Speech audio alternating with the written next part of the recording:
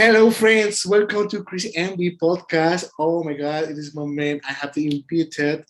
This is Ross Finger. Oh my God. Welcome, Ross. How are you? Thank you. Thank you very much for the invitation. In this moment, Yeah. how do you doing in this moment? I'm doing pretty good. I'm in my studio. I just came back from a holiday, and I made 3 new tracks this week, and today I'm like finishing or trying to finish them. As always, if you go on a holiday, you have a lot. If you come back, there's a lot of inspiration, and you notice that you make your stuff a little bit different, which is nice. So doing good. Oh, in this moment, another day, I discovered a Rose in Instagram. I listened to your music. Oh, wow, it's fantastic. Congratulations for the process, the job. It's very cool. So tell me, how do you, this is the moment, how do you know or decide, make Try to make music. When I started it to do it. this? So I've been producing for 7 years, something like that, since I was 20. I'm 27 now. And I Before that I played the drums, a little bit of piano, not that much. And I started out with DJing exactly, and then when I started producing, I slowly started like only producing, and I didn't do much DJing anymore because I liked producing so much. And I've been doing that so for 7 years, but only since last year it's my full-time profession. So I quitted my job and to pursue my music career full-time, which is a funny moment because Corona broke out. So there wasn't a lot of parties, but then, which is sad. But to me, producing is my favorite thing to do. So I'm in this studio space here more than I'm anywhere else for the last 1.5 years. Um, and yes, I quitted my job because I felt like my music is my real passion in life. It's my thing I love doing most, and I had a feeling that uh, I picked it up really easily, especially because I started playing jazz piano 3 years ago, or yeah, 3 years, and I noticed like how easily I could improvise and everything. So it gave me the sign of like you should do more with this because it would be a pity if you wouldn't chase your music career. So yeah, that's exactly like how it happened and where I am now. Sounds nice, good. Congratulations for your music. It's very, very fascinating. And in this moment, is the beat. Oh my God, this is guy making music very. You know the rhythm. I don't know. It's because you stay in your country very, very cool. I admire in Netherlands. Amsterdam is the capital fun. It's very cool. In this moment, I will question what skills have you learned that will help you in your. Uh, so I think like you have to start out with producing, and that's something I learned myself with Ableton, just by watching YouTube tutorials and playing around with it. And at one point, I bought a MIDI keyboard, and then I started playing a little bit, and then I realized I need to know more about piano. So I did some classical lessons in the beginning, like 10, and then I noticed I didn't like to read notes. That's not my favorite thing. And then afterwards, after a year, I started to do jazz piano, which is to me is the best way, um, if you want to become a producer, is to learn jazz piano because you learn everything about music theory. And to me, that's one of the most important things in music because music theory explains like how you make chords, how you make melodies, and to me, that's the core of music. Like everything else is secondary. The most important is the melody and the chords. So to me, that's the most important thing I'm focusing on. Yes, already like every year. So jazz piano is probably my biggest uh, inspiration for music. It helps me the most. And then of course I'm watching a lot of mixing tutorials. I've did some master classes. I've bought some master classes also, which were not better than the videos on YouTube. I think the best videos you can find are free on YouTube. Um, what also helped is when I was younger, I did drums.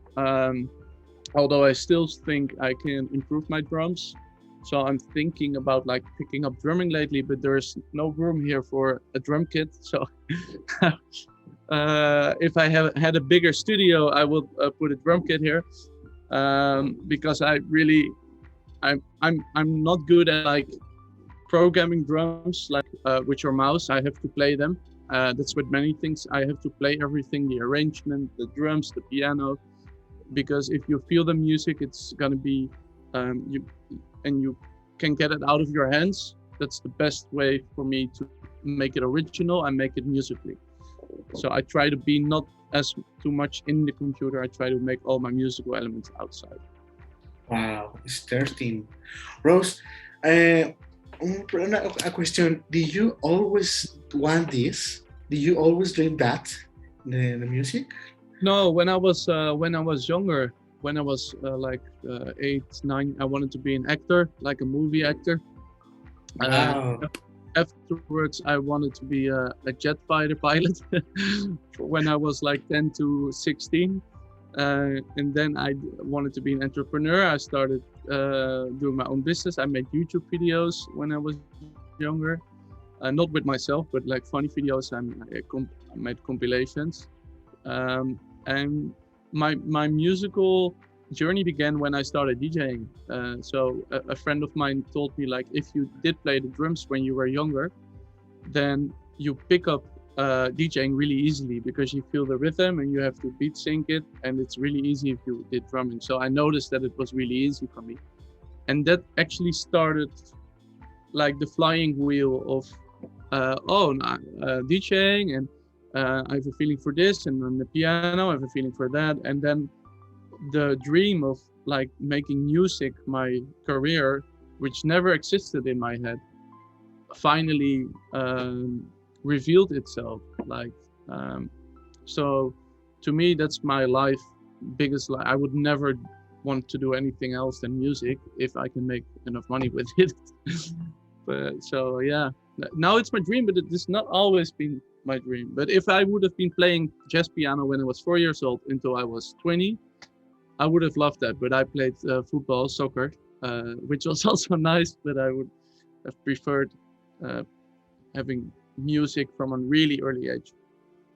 Wow, I don't know, Rose. It's very interesting. In this moment, how do you delay the DJ? Where has he led you in this moment? And I don't know. You tell me. Well, where DJing led me until now? Yes. How do you delay in this moment? Delay the DJ because Yeah, you know the pandemic is very the yeah, events closes. I don't know. It's very difficult and the yeah, problem. yeah. So for me now, it's quite difficult because there's nothing much to look out for.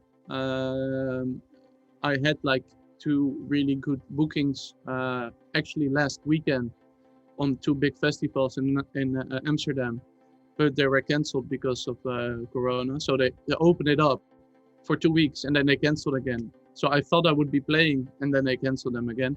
So that was really sad. But to me, the situation right now in the world is worse. Is like, it's a tiny problem what I have compared to a lot of other people.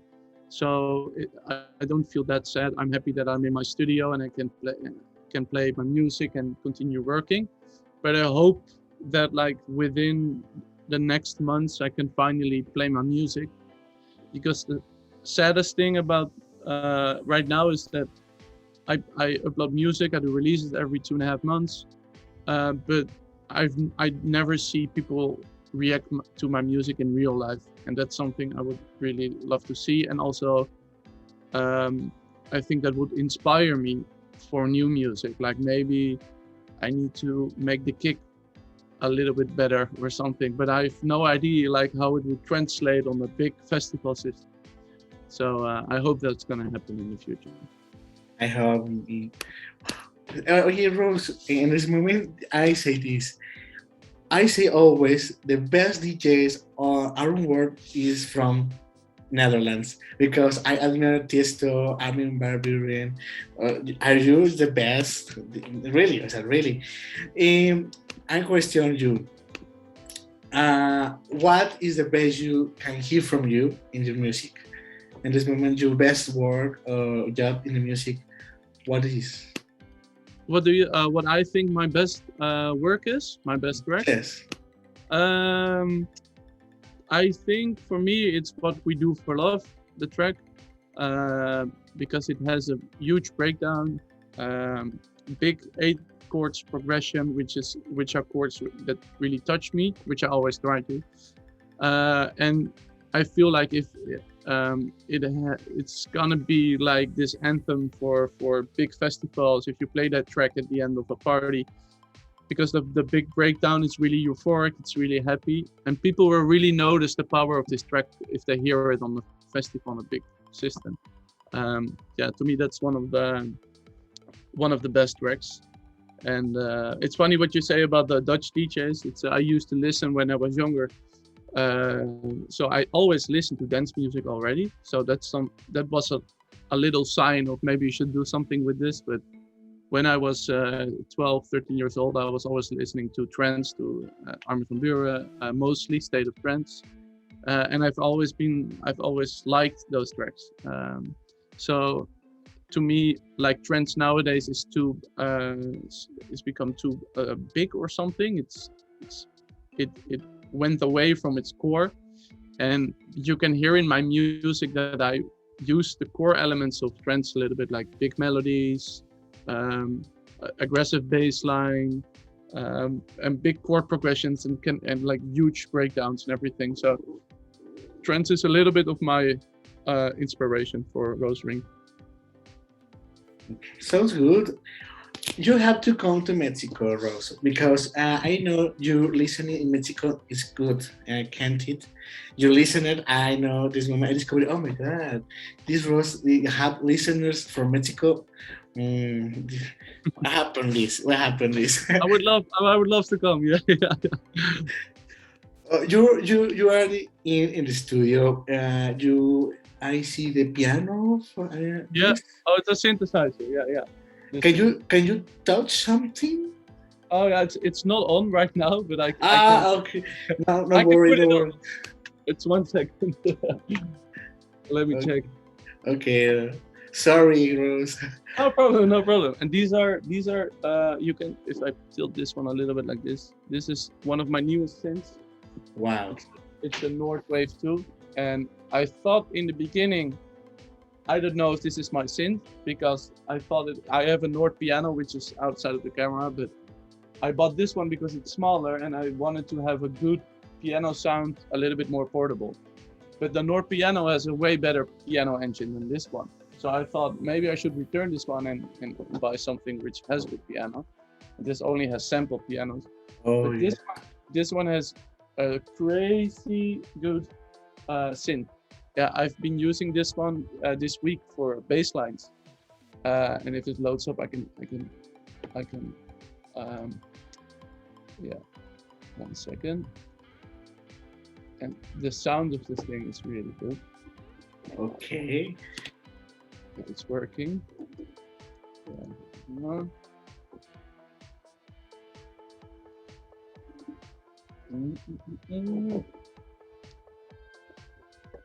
It's not working. I don't know why.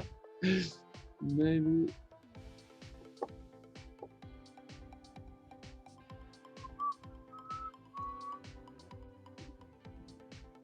Maybe because I'm doing the Zoom call, it doesn't. Oh, there's sound. This one, the top one. Okay. Ah, there it is. If you can hear it double, it's not a problem. Sounds good. I can hear it double. Do you hear it 1 time or 2 times? Sorry. Do you hear it 2 times or 1 time? What time? The sound. You hear it one? You hear it? Yes, I sang. So At this is least. inner I use, and this one is for the bass line.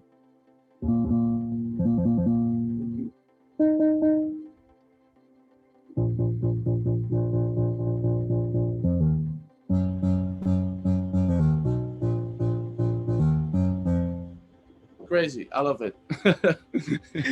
Very cool. Thank you, Rose. It's fantastic. The your music is very good. Thank you. Uh, Thank Thank you very much for everything. Rose, what did you get for you DJs? I don't know in this moment. what would I tell to young DJs? Okay. So I think what's most important is that you first find the reason why you want to be a DJ. Because I think there's two types of like DJs. There's a DJ and there is a producer, and a lot of DJs do produce, and a lot of producers do DJ. But to me, um, it's two different professions. So I'm more of a producer than a DJ. And for instance, a DJ like Job Jobs or Carl Cox, those are really good DJs, and those have been like going to record stores for days, collecting their favorite records, finding like stuff no one knows about. And while I'm in the studio, they are at the record store. So that's a different. And they're not at the studio, and I'm not at the record store. So that makes them automatically like focusing on the DJing part more, and I'm focusing on producing more. So first of all, if you start as a DJ, you have to think like, am I really into collecting records, finding new records, or am I like really into producing? Or the third one, I want to be a DJ because it's cool and you can make a lot of money, and then you should rethink if you should do this, because there's I don't think there's any profession where there is so many people that want to become it, where there is so many people that are actually really good, and where there is so little space for making it your full-time profession. So even with me right now having over 250,000 streams a month, having 50,000 listeners all over the world, I still need to grow really like 5 or 6 times before I can make a decent income from my streaming and everything. So of course, if you DJ and you play, you make more music, or you make more money. But nowadays in the pandemic, that's hard. So for young DJs, it's they have to realize it's really hard to make it your full-time profession.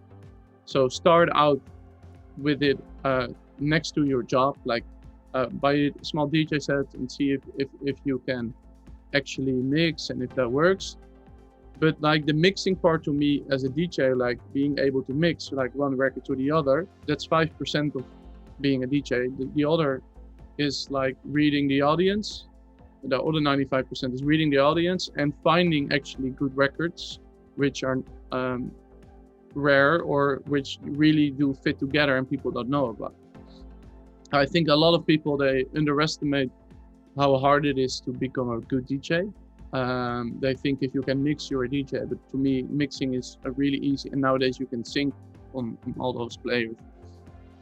And if you are a good producer and you don't like DJing, you could also start with a live set, like with a laptop and everything. That's also a thing which I'm working on, also a live set. So yeah, but if you really, really want to do it and you feel it's your passion and you should chase it or whatever, so you should follow your heart. That's important. Thank you, Rose. Amazing words. Are you very good at what do you do? In this moment, how do you find you on social media platforms, music? Because the people search your name and listen to your music because you are fantastic work in the music. Thank you. So how do they find me on social media? Yes, how do you find this the name, the user? Because the people should love you Instagram, Facebook, Yeah. Spotify, Apple. Yeah, so I'm mostly on Instagram as Rose Ring, Facebook also, but I use Instagram more. YouTube I'm using, but it's mostly to upload my tracks. Bandcamp is nice. If you want to buy my music, you should buy it on Bandcamp because it's a nice platform and it doesn't take a lot of cuts. So SoundCloud I'm using too. I don't know, I'm feeling SoundCloud is getting less and less used all over the world. Do you use SoundCloud in Mexico? Yeah, SoundCloud. I Yeah. use SoundCloud. The Okay. podcast. This is the. Okay, yeah. So you can use SoundCloud, and but if you want to follow my, I always post in my stories about tracks I'm making, and then you can always see like new tracks being on my Instagram on my stories. So that's probably the best place to follow me, and that's just type in Rose Ring. Okay, Rose. I say goodbye for today. Thank you very much for you be kind with me. Thank you for the invite. That was a pleasure. Now, okay, in this moment, I say goodbye to audience. And see you soon. You need to visit Mexico, okay, very soon, because it's a fantastic place. I love you, Netherlands. I love you, Amsterdam. In this moment, I love you, Europe, because you need to visit America in this moment in Mexico. If you're in Netherlands, Amsterdam, let me know. I can show you my studio if you're here. Okay. And I would love to come to Mexico. I think it will happen also I think next year, hopefully. If there's gonna be more parties, then I'm the first thing I'm gonna tell my booker is you have to go to Mexico with me, because there is a lot of people listening to my music. Are you speak Spanish? Are you Spanish? Poquito. What words do you say in Spanish? Oh, it's funny. I thought about this because I just came from Ibiza, so I have 4 words. Oh, really? Ibiza, Spain. Oh, really? Yeah. So I have 4 words. Hola, ¿qué tal? Mujeres. Vale. Vale. And rosado for the rosé wine. Well, when you stay in Spain, you sound in a moment. Oh, joder, tío, joder. Joder, yeah. Yeah, I like it. It's a beautiful language. I should learn it. I should actually learn it because I like the Spanish countries. So. One question: in Netherlands, the people speak English or another languages? Yeah, they speak English and Dutch, so our own language, and we learn on school when we are younger German and French. But I can speak a little bit German and French, like really little bit. But I would have loved if they learned me Spanish instead of German and French, because Spanish is used in so many countries. Yes, Spanish in America is, I don't know, Mexico, Colombia, Argentina. Yeah, South America. If you can travel all of South America except for Brazil, if you. Portuguese. Yeah, Portuguese, and that's also one of my favorite languages is Brazilian Portuguese. It's beautiful. I think it's one of the most beautiful. You speak maybe in Netherlands. What is your language? Is nato in Netherlands? Netherlands. Can you say goodbye in Netherlands? Because there's an emotion Netherlands. I will. Oké. Bedankt voor het luisteren. Ik hoop dat jullie het leuk vonden en ik zie jullie de volgende keer. Of jullie horen me de volgende keer. En saying goodbye is like, doei. Thank you, Rose.